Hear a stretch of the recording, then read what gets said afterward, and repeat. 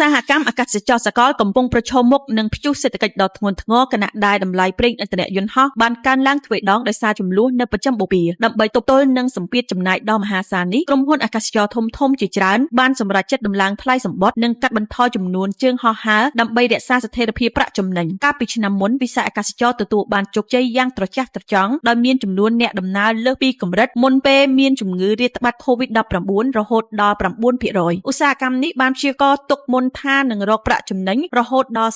$41,000 លាននៅឆ្នាំនេះប៉ុន្តែចំនួនរវាងសហរដ្ឋអាមេរិកអ៊ីស្រាអែលនិងអ៊ីរ៉ង់ដែលចាប់ផ្ដើមនៅខែមុនបានផ្លាស់ប្ដូរទិដ្ឋភាពទាំងស្រុងដោយបង្ខំឲ្យក្រុមហ៊ុនអាកាសចរណ៍គិតគូរឡើងវិញអំពីយុទ្ធសាស្ត្រប្រតិបត្តិការរបស់ខ្លួនលោក Scott Kirby ដែលជានាយកប្រតិបត្តិក្រុមហ៊ុន United Airlines បានថ្លែងឲ្យដឹងច្បាស់កាលពីពេលថ្មីៗនេះថាក្រុមហ៊ុនចាំបាច់ត្រូវតែដំឡើងថ្លៃសំបុត្ររហូតដល់ 20% ដើម្បីទូទាត់នឹងថ្លៃប្រេងឥន្ធនៈដែលបានកើនឡើងខ្ពស់នៅក្នុងទិសដៅដូចគ្នានេះដែរក្រុមហ៊ុន Cathay Pacific របស់ហុងកុងក៏បានឡើងតម្លៃថ្លៃសេវាប្រេងឥន្ធនៈទ្វេដងដែលធ្វើឲ្យការធ្វើដំណើរទៅមកពីទីក្រុងស៊ីដនីទៅកាន់ទីក្រុងឡុងមានការឡើងថ្លៃសេវាបន្ថែមទៅដល់$800អាមេរិកអ្នកវិភាគបានកត់សម្គាល់ឃើញថាមធ្យោបាយតែមួយគត់ដើម្បីដំឡើងថ្លៃសំបុត្រដោយគ្មានការជំទាស់ពីទីផ្សារគឺការកាត់បន្ថយជើងហោះហើរដើម្បីធានាថាជើងហោះហើរដែលនៅសេសសល់មានអ្នកដំណើរពេញកៅអីវិបត្តិនេះកំពុងពង្រីកគម្លាតនៃការរស់រានមានជីវិតនៅក្នុងឧស្សាហកម្មនេះក្រុមហ៊ុនដែលមានហិរញ្ញវត្ថុរឹងមាំដូចជាក្រុមហ៊ុន Delta និង